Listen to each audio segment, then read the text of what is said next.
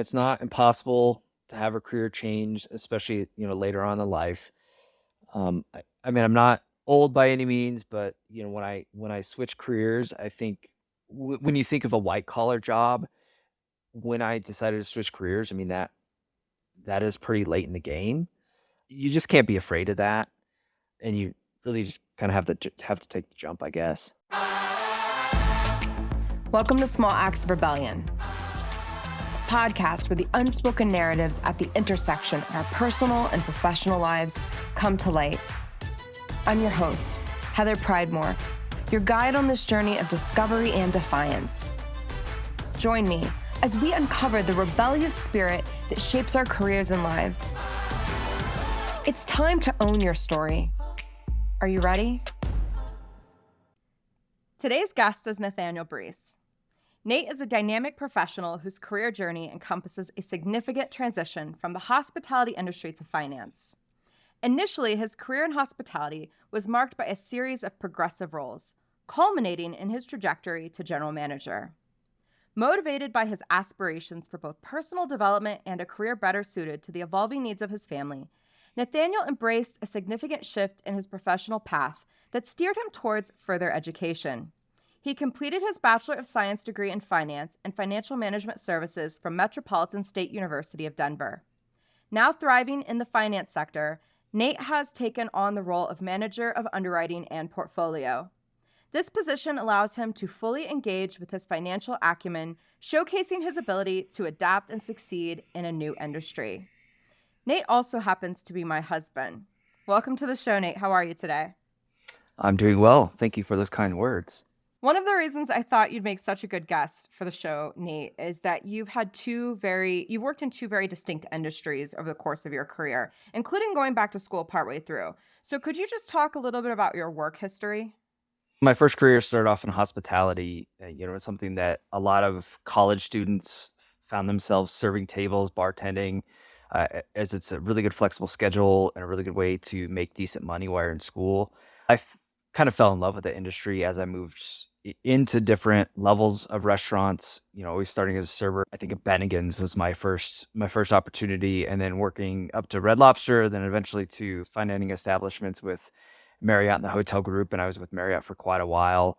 The passion I had with hospitality, the guest services, the wine programs, the food programs, it was just something I was drawn to, and I wanted to stay within that industry. With Marriott, they had a management program.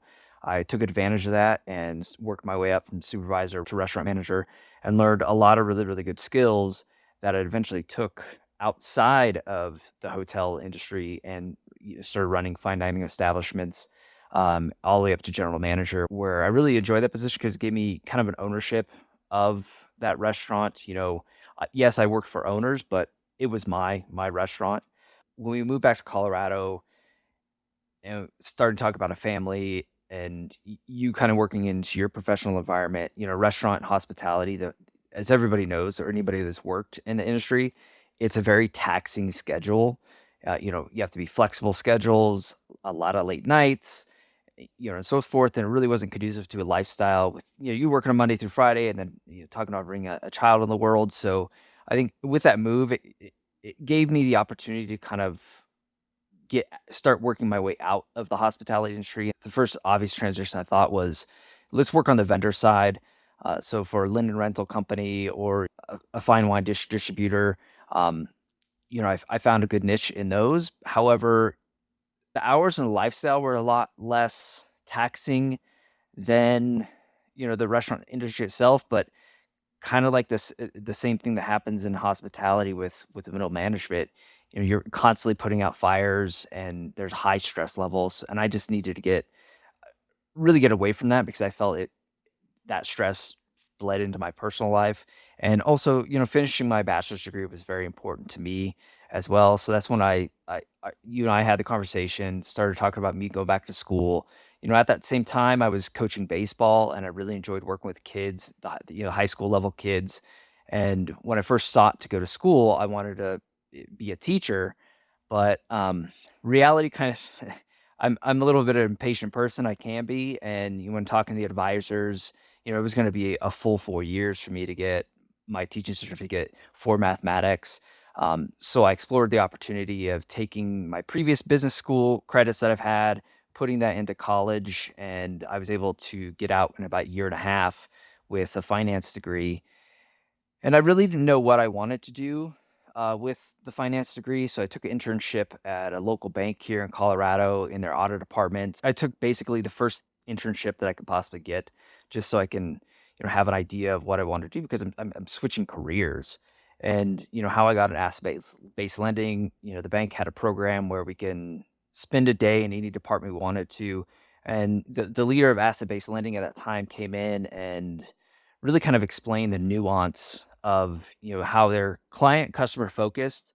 So I took an opportunity to spend a day with them, and that's when the kind of light bulb went off, and I saw there was a really good juxtaposition between my past life and the life I want to lead and my career path with finance. So that's how I got an asset-based lending. Worked in the banking side for a couple of years. About a year and a half ago, I switched to kind of an independent lending side. A little bit different learning experience, but it's been a good learning opportunity and really helped me grow in the industry and figure out what I want to do next, I guess. So I think it's important to kind of highlight some key points. So, first of all, Nate and I actually met working in hospitality. So, I worked in hospitality in college too. And that's actually where we met. We met at work. I think lots of people meet at work, fall in love, get married, have kids, like start a family, all that stuff. It's also worth noting that both of our career trajectories changed when we relocated. And so, when you think about the impact of your personal and professional choices, I think moving can be a really significant one. And I'm kind of curious, Nate, do you think that you would have gone back to school if we hadn't relocated because hospitality was such a big industry when we lived in Florida? And while it is still big in Colorado, it's not nearly as big. As you were going through that last statement, I thought about the same thing. I feel, thinking about it now, that if we would have moved back to Tampa, I don't know that I would have gone back to school. I think I would have, continued the hospitality route. So I think location change really had a big part in both of our lives and how career-wise, how they've changed. Now, I know what going back to school was like for you, but for those who don't know you, can you talk a little bit about how you felt the second time you went to school as you were finishing your bachelor's degree? On the positive side, I felt more focused. I felt a lot more confident because, looking back when I went to school before, I don't think it was my time. I don't think I was ready for it. I think I was just going because where that's what everybody did when they graduated high school. Um, this time a lot more focused. I knew what I wanted to get out of it. On the negative side, it was a little weird being, mid to late 30s and going to school, especially like I mentioned before, coaching baseball. There was, a couple opportunities where I was actually in the same classes as some of my students that I've coached baseball. So that was a little bit weird.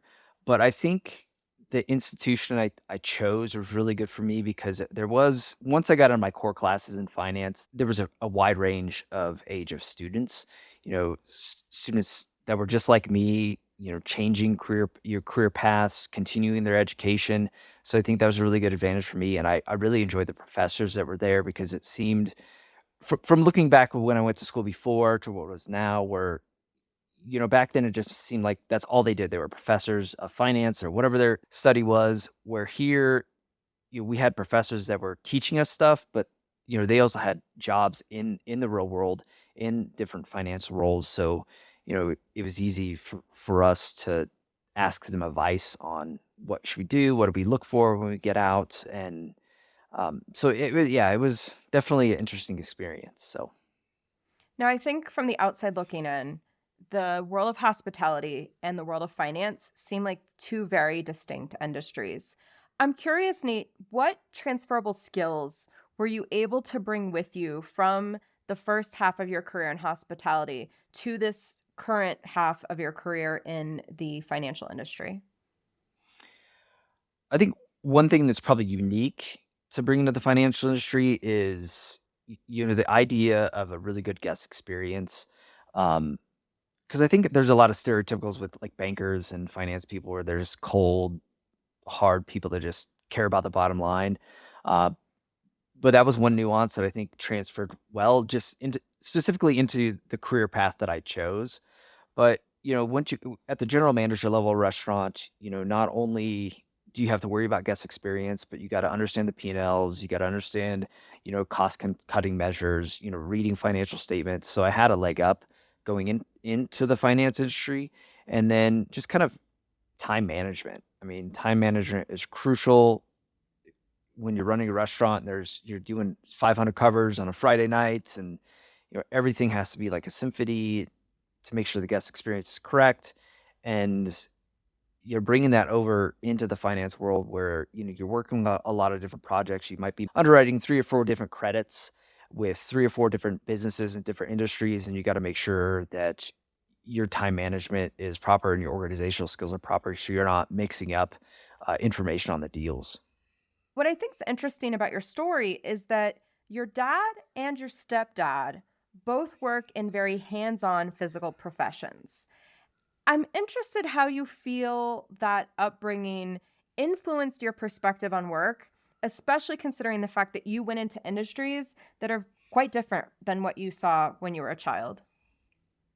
I think the biggest impact that it had on me was kind of the ability to put your head down and complete a project. I mean, they were both. I'm going to say more so my dad than my stepdad, but my stepdad had the same qualities too. Where when he had a project, it was really nothing else mattered. He had to put his head down and get it done. I think that helped develop my work ethic when it comes to work itself. You know, um, the restaurant industry, when you're putting out fires all over the place, sometimes you can't delegate it to somebody else, so you have to put your head down and get it done because it needs to get done because it affects not just the guest experience, but also your employees' experience as well. And then, on the finance side, underwriting a deal, some of these companies, they are, you know, whether they're in a growth phase or, kind of a financial crisis phase, they need this extra working capital to make sure their business is up and running, and they have employees that they need to support. So, putting your head down, getting the deal underwrote as soon as possible, asking all the right questions, is really something I took from my dad, and especially my dad's a perfectionist, so making sure it's done right and you're not cutting corners as well. Do you feel like there are any obstacles when you come from more of what I would call like a blue collar background, which I myself am from a blue collar background as well? Do you feel like there are any obstacles when you're making that transition as the first, right? The first person to maybe graduate college or the first person to go into a white collar profession? Were there any obstacles in your path as you made that journey? I mean, in hospitality, no, I don't think there was. I guess I haven't really, ever thought about that. Having parents that weren't college educated, it really doesn't emphasize the importance of furthering your education. So I think that's something that probably influenced me in the hospitality and the experience that I had because I kept seeing that it wasn't important to have an education to move up. And in fact, with some of the competition I had when I was moving into management, they would come from like University of Central Florida that has a really, really good world-renowned hospitality program. And then myself, who had no hospitality degree, but I had the experience, I continue to excel over those people. So looking back at my family, not having really above maybe an associate's degree in college, that probably influenced my confidence in moving up in hospitality.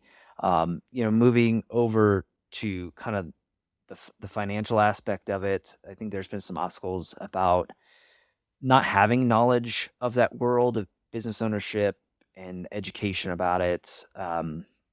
Really kind of not necessarily obstacle, but just created different hurdles that I needed to get over. Tell me more. What do you mean? Like a lot of colleagues that I've had, their families either were college educated and they go back to the experience about, mom and dad were in this industry and they had, this experience. where I didn't have to go back on that really. My stepdad was a drywaller, my dad HVAC. So there wasn't a lot of historical family experiences to bring forward to help me understand some of the situations. And this is a tough question. With both of your dads, your stepdad and your dad being entrepreneurs, what of that have you carried over into your current work, which is often funding businesses? Like what business acumen do you feel like maybe you garnered from that experience? I guess just understanding the difficulty it is to take on an adventure by yourself and build a business. One of my former managers, he looked at asset-based lending, and there's two different swings to asset-based lending. Asset-based lending historically is really has kind of a negative connotation where, businesses approach asset-based lending when there's a downturn in the industry or a downturn in their business because they need to leverage working capital assets to really keep the lights on and keep the business afloat. But he brought a different perspective too, because there's that aspect to it, but then there's you take a look at businesses that are on a huge growth trajectory, and we tended to focus a little bit more on those businesses, and that brought me back to my dad and stepdad. My dad running his business and my stepdad running his business about their constant aspiration was to grow the business. I mean, they had different reasons why, because they needed it to grow so they can support their family. But at the same time, when you look at these growth businesses that are in these growth modes, they want to grow, but they also have to support a family. They have all their employees and, their families that they need to, support as well. Having family members that were entrepreneurs, that really gave me an understanding of some of the businesses we're looking to finance. So, what I hear you saying, Nate, and please correct me if I'm wrong, you're really talking about a certain level of like empathy for the people that make up a business. Because I mean, when you think about, I mean, I don't know, maybe this is just me, probably not, but maybe this is just me. When I hear the word finance, I think about Excel spreadsheets, I think about numbers. I don't really think about people, right? I think about money. And I think, you know, for many of us, business, corporations, all of these things can kind of take on a cold exterior. But when I hear you talking, or at least what I was interpreting from what you were saying, is that you feel like that experience watching your dad and your stepdad run their businesses, it gives you some perspective on the fact that for these businesses that you're now helping to provide funding for, that you have an understanding of the people behind the business. Is that a good interpretation? I would think so. Moving into my new well, with the new company I work with right now, that's been one thing that one of my colleagues really emphasizes when we look at these new businesses. He's really, really interested in the story and understanding all the information behind the business and what makes the business tick and the owners and operators tick. And I think I found a lot of value in that. And more so when I was at the bank where, it was like you said, a lot of it's financial spreadsheets, it's numbers, it's information, that's what we go off of. There is when it boils down to it, it's the numbers that help us make this decision because we got to mitigate our risk. But when you can tell a story to your credit partners that need to approve this deal, it really helps the numbers fall in line. Now, I want to segue here, Nate, because when we talked about having you on the show, there was something that you recommended that we did. And so I just want to make sure listeners know this was not my idea.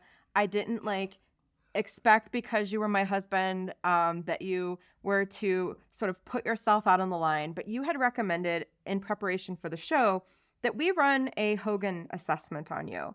And for those who aren't aware, Hogan is a personality test. There's many in the industry. Probably anyone who's worked at a company has taken, one of the many top line personality tests. But we did a Hogan assessment on you. And the Hogan assessment has three parts: two about your reputation, and then one is about your values. And for the purposes of today, I thought we would talk a little bit about your values and how they show up in your work and in your Okay. personal life. Nate and I did not review the results of his Hogan assessment prior to this conversation. So everything we're about to talk about is pretty fresh. So I'm going to just recap your results for you quickly, and then we're going to talk Okay. about them. But I do just wanna say that as I was analyzing the results, I was noting some alignments between the results of the values assessment and the 2 industries that you work in, and so I think, that will be interesting to talk about. Now, you scored the highest in the areas of hedonism, commerce, and science, and before anybody goes and jumps to conclusions, these words don't always mean what you think they do. So, when we talk about hedonism, this is where we're talking about things that have to do with like valuing good company, good times, somebody who's very interested in like a lifestyle that's organized around entertaining, which I think Nate definitely aligns with, and we can talk a little bit about that. But it also has to do with things like good food and having fun and spending time with friends.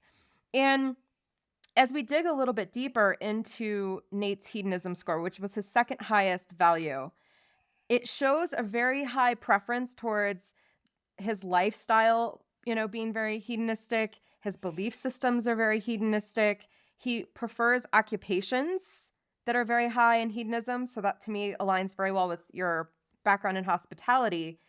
But you're not opposed to being around people who don't share the same beliefs or have the same lifestyle. And so while those are things that are important to you, it doesn't appear that you care as much that the people around you share um, that value. And so that was one thing I noted. Now, the highest one that you scored in, which aligns to what you currently do, was commerce. And so this is really someone who values like business activities, has a lot of like financial interests, and is very business oriented. So think about like a lifestyle that might have to do with things like investments or financial planning. So people in those industries probably scale very high on the commerce section. What I thought was interesting here is that, again, your lifestyle and your belief systems are very much aligned with commerce, but you don't necessarily need to associate with people who have the same feeling about commerce that you do. So, you're not necessarily looking that everyone that you surround yourself with, whether it be coworkers or friends, share in your lifestyle or your beliefs about commerce. And then the last one was science. And science is really about an interest in like new ideas, technology, someone who really enjoys analytical problem solving, which I think you probably relate with, and a lifestyle that's very much about exploring and understanding how things work. I thought it was interesting about this one because you don't necessarily need people around you who share your value of science, but you do have a bit of an aversion to people who have attitudes or behaviors that kind of go against science. As his wife, I can tell you he's very much a prove it to me kind of person. So our biggest debates and my value system is very different than Nate's, a whole nother conversation. But it's very much a like prove it to me, show me like the results, and I think that's partially because of your desire to be able to like analyze things. You want things that are very much rooted in like data. And so before we jump into any questions, do you have any reactions to these values I've just shared with you? Do you relate? I kind of self-reflected about some of my answers of like, well, I think in my previous career being in hospitality, I may have answered some of the questions differently, but as you describe, those 3 sections, it it really, I guess, describes me pretty well. Um, you know, Going to the yeah, I do like people to prove it.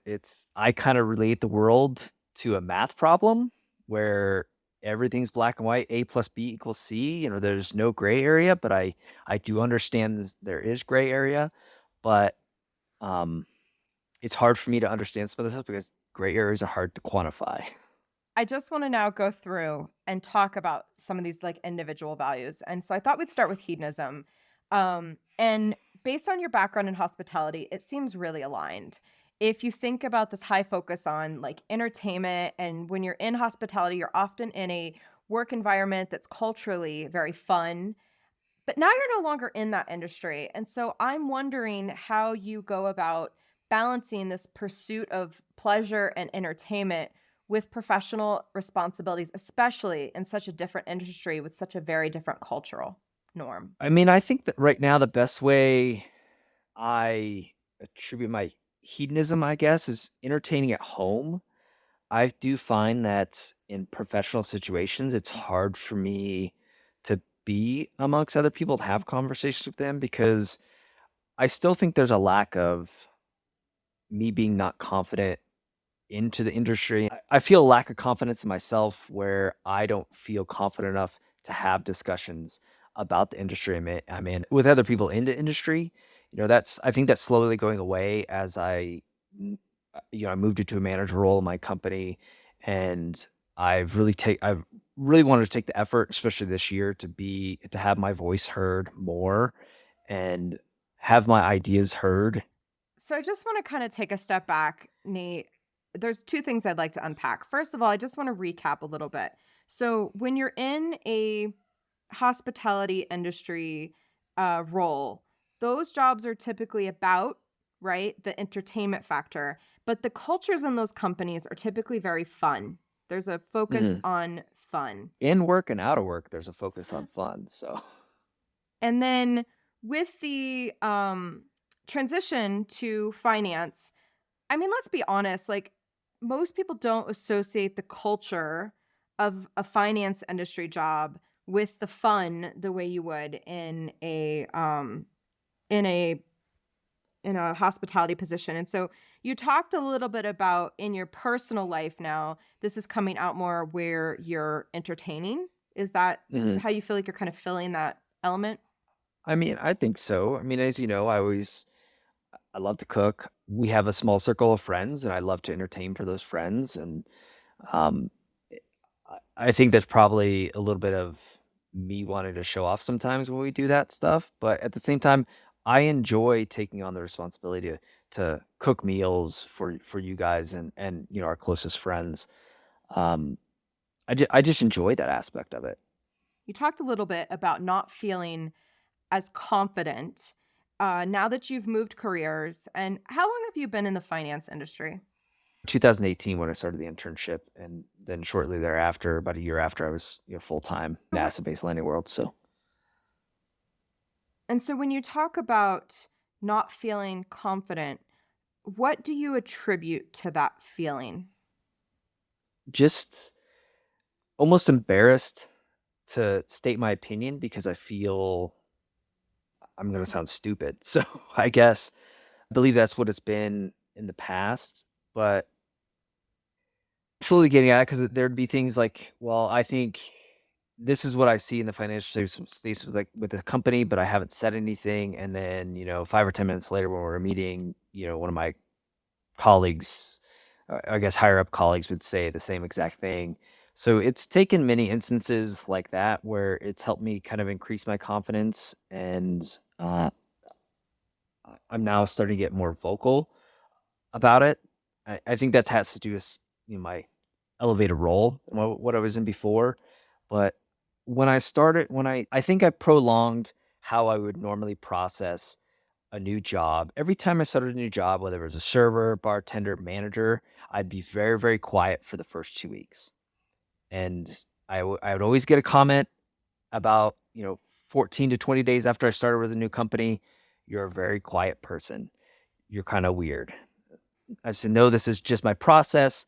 I want to observe, not really overstate my opinion or what think needs to be improved," because I think with any business and any role that you have, there has to be a level of observation because you gotta understand the politics, you gotta understand the way they run their business, and you have to understand, um, where you fit in this business.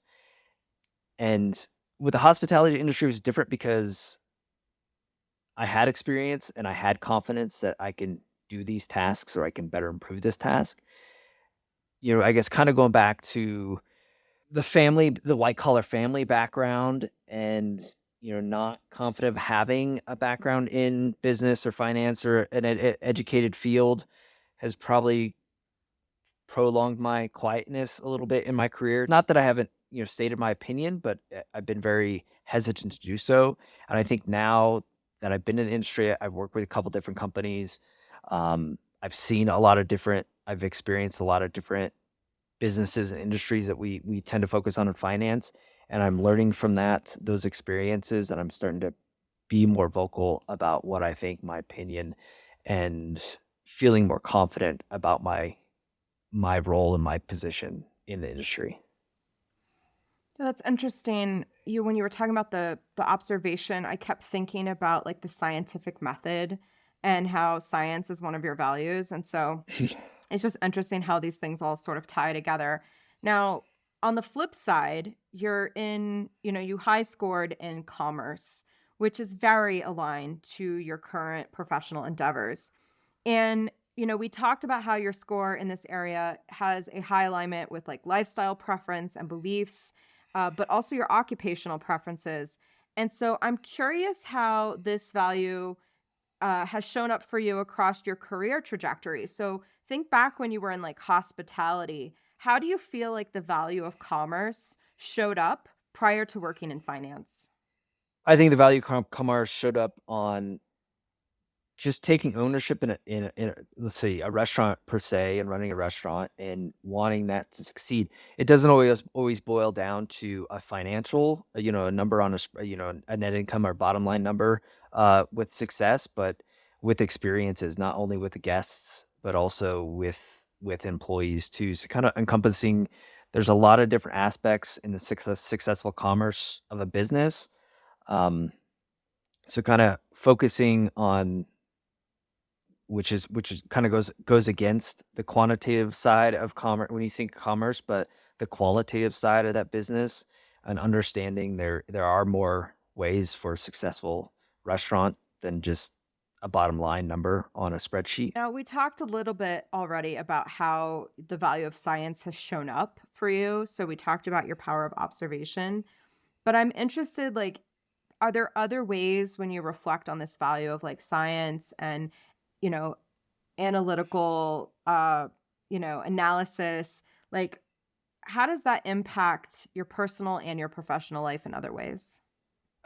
From the personal life, I think it creates maybe a level of argumentativeness, not really a word, but maybe being more argumentative because like I was saying before, sometimes I look at the whole of life as more of a math or quantitative problem where it has a solution. And, when there's those gray areas, I respect other people's opinions in those gray areas. But for me to understand their view, there has to be some, I guess, factual information kind of supporting that. For my professional career, I mean, it's everything needs to have information to back it up. I mean, that's my job is underwriting risk and mitigating that risk, and we outline risks in our credit write-ups, and we have to have a mitigate for every single risk, and if we don't have a mitigate for that risk, that's probably a deal that we can't do or we can't move forward unless we come up with a creative solution to mitigate that risk. Now we are getting close to the end of the show, Nate, and I'm just kind of curious as someone who has worked in these two very distinct industries. And I mean, we see from your values why both of these industries have appealed to you. But I'm curious just from like a qualitative, opinionated perspective, what advice would you give to people who are maybe at a crossroads where they're trying to decide whether or not they should make a change in industry? I mean, probably some advice is you definitely be open-minded. And then I think a lot of people get overwhelmed. Well, if I'm going to switch careers, I gotta learn more. I gotta go back to school. It's just too much of a hurdle for me to switch careers. But I think you really need to take a deep inventory of your current career and pick out aspects that you like. Pick out, I guess, qualities and strengths from your current career, and really spread those out to where you want to go, just to see where they fit. I think going back to school, realizing that it probably wasn't super feasible for me to be a teacher, but going back and getting my finance degree, there was a really big period there, of even just starting over. Like from a high level perspective, the only thing I really thought crossed over was, well, I understand how to run a business and understand cost cutting stuff, and that's about it. And until I found a niche where I can bring kind of the really hospitality and customer service focus from restaurant management, that's when it kinda really clicked and everything fell into place. So there is stuff that transfers from my previous career into my new career. Now, as we close out the show, I love to ask if someone said to themselves, "This was too long. I didn't listen." What would you want them to take away from the show? That sounds like something I would say, but, um, for me that it's not impossible to have a career change, especially, later on in life. I mean, I'm not old by any means, but, when I switch careers, I think when you think of a white collar job, when I decided to switch careers, I mean, that is pretty late in the game. Um, you just can't be afraid of that, and you really just kinda have to take the jump, I guess. Well, thank you, Nate, for coming on the show. I know that there was a certain level of awkwardness to this whole experience since we're sitting in rooms like just down the hall from each other, but I do appreciate the time. I do think it's a helpful conversation, and thank you. You're welcome. My episode with Nate might have actually been one of the more difficult that I have hosted. And that's because our stories are so intertwined. It makes it really difficult to come to the conversation with the same sense of curiosity. And it's not to say that curiosity doesn't exist in relationships of this length. Nate and I have been together for a very long time, but it does make it more challenging because I went into parts of the conversation sort of knowing or maybe even assuming certain things. But there were a few important takeaways through this conversation for me. And one of them was something that I didn't even realize or even reflect upon until after the episode was over. And that was this idea of confidence. So, Nate had been in the hospitality industry for a very long time, and he had built up his confidence through that experience, through climbing the corporate ladder, through changes in different types of roles, through continuous external validation, but then also his own love of food and wine and good customer experiences.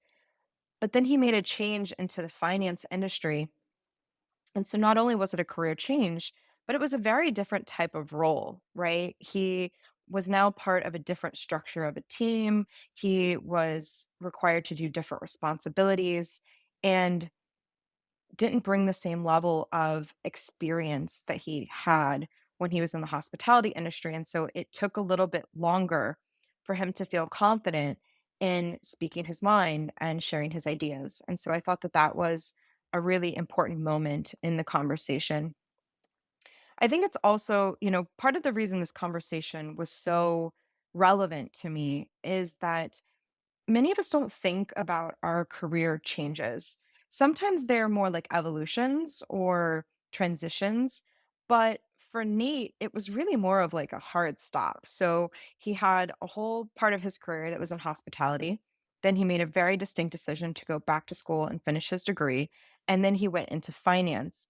And I think there's a couple of points worth noting. One, he didn't actually intend to get a finance degree, he wanted to be a math teacher.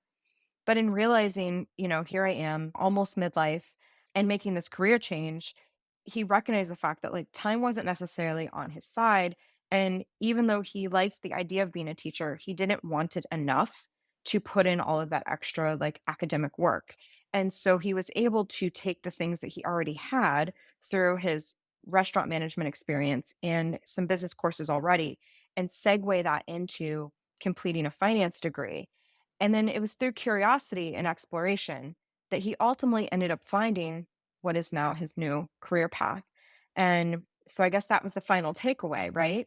That he was willing to sort of be open to the opportunity, test some things out. And through that process, he was ultimately able to find the right path. If you enjoyed this episode and are seeking to redefine success on your own terms, subscribe to Small Acts of Rebellion and join a community that celebrates authenticity and personal growth.